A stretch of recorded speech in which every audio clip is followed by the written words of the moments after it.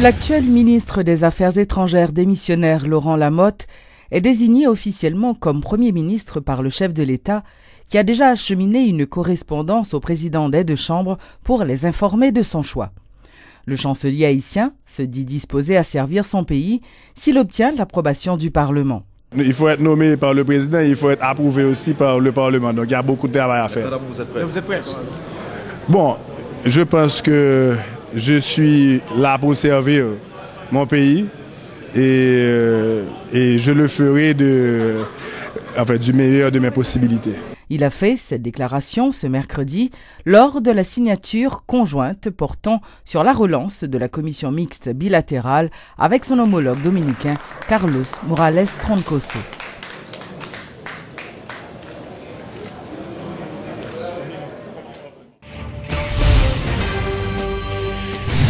L'ambassadeur américain en Haïti, Kenneth Merten, se dit très inquiet par rapport à la conjoncture politique actuelle du pays.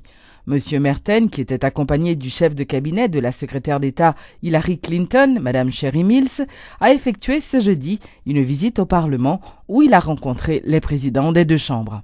Chaque fois Madame Mills vient ici en Haïti, nous avons une réunion avec plusieurs parlementaires. C'est le même bagage que nous avons fait. Nous avons continué le dialogue. Nous avons déjà. Question pour le Premier ministre démissionnaire qui va discuter de ça?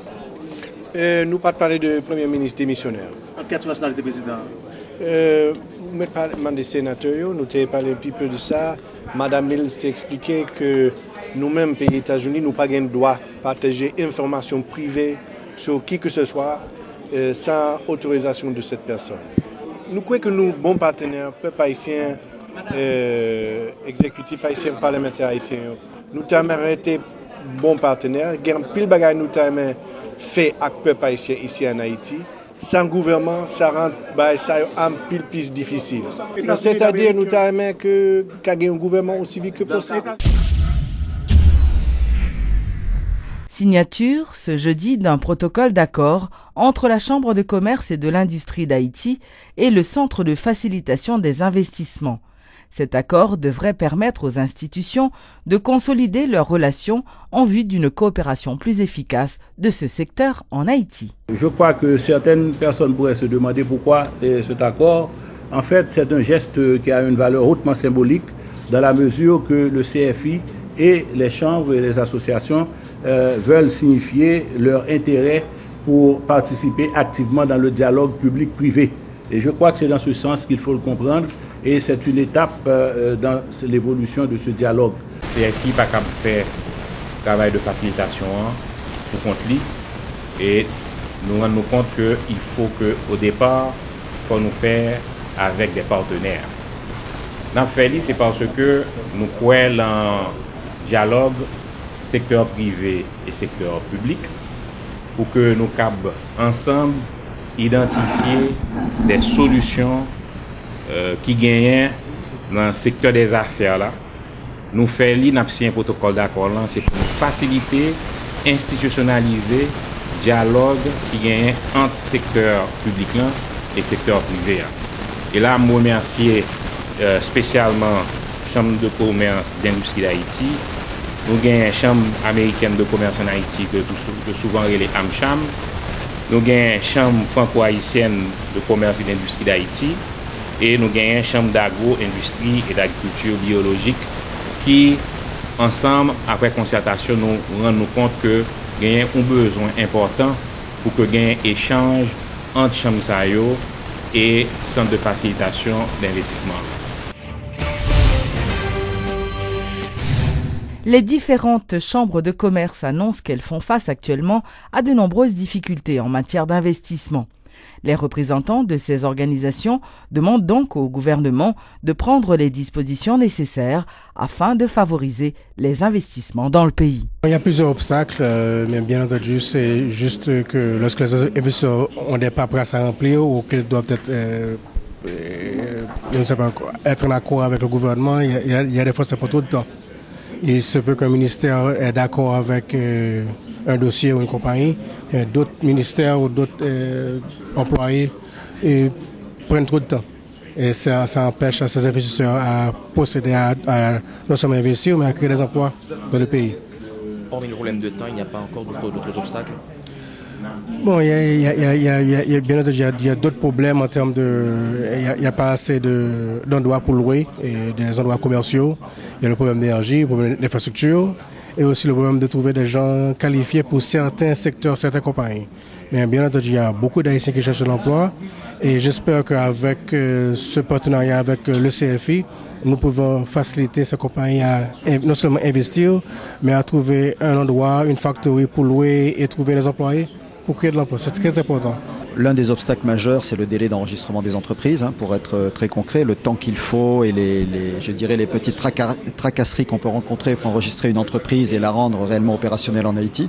Et aussi, je crois très sincèrement, un manque d'accompagnement sur le terrain pour aider ces entreprises à s'intégrer et à s'implanter dans le pays. Par rapport à ça, je crois qu'une des propositions qui est en train d'être concrétisée aujourd'hui, c'est effectivement la signature de cet accord, qui est une signature qui permettra aussi au secteur privé haïtien, aux chambres de commerce haïtiennes, et notamment aujourd'hui la Chambre de commerce et d'industrie franco-haïtienne, qui a pour rôle effectivement d'essayer d'implanter, d'aider les entreprises franco-européennes, alors françaises essentiellement, mais européennes aussi, à s'implanter en Haïti.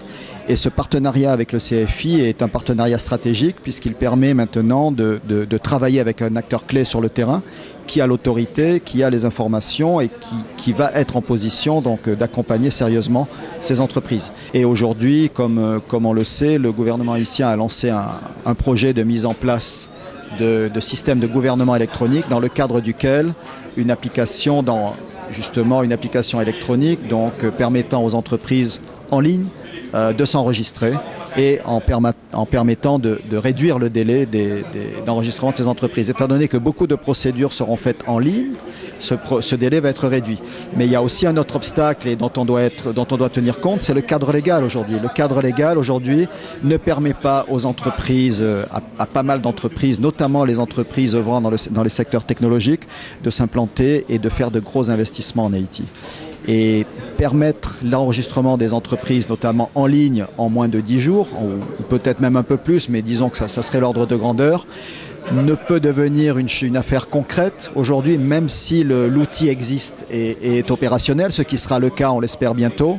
Ce cadre légal doit aussi être rénové et on parle notamment de lois sur le traitement de l'information dans l'administration publique, sur le commerce électronique, sur la signature électronique, etc., etc. Donc un ensemble de lois permettant de moderniser notre cadre légal actuel qui ne prend pas en compte ces éléments-là. La directrice de l'Office de la protection du citoyen, OPC, Florence Elie, invite les parlementaires à adopter un projet de loi relatif à la protection des droits de l'enfant. Elle a fait remarquer que l'adoption de cette loi devrait permettre le renforcement de l'état de droit dans le pays. Il y a deux commissions dans le Sénat qui sont occupées sans affaire. Il y a une commission justice et puis il y a une commission droits humains.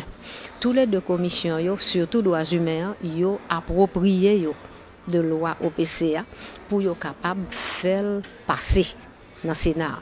La raison qui fait et nous faisons comme ça, c'est parce que ça fait 25 ans que la Constitution prévoit une loi.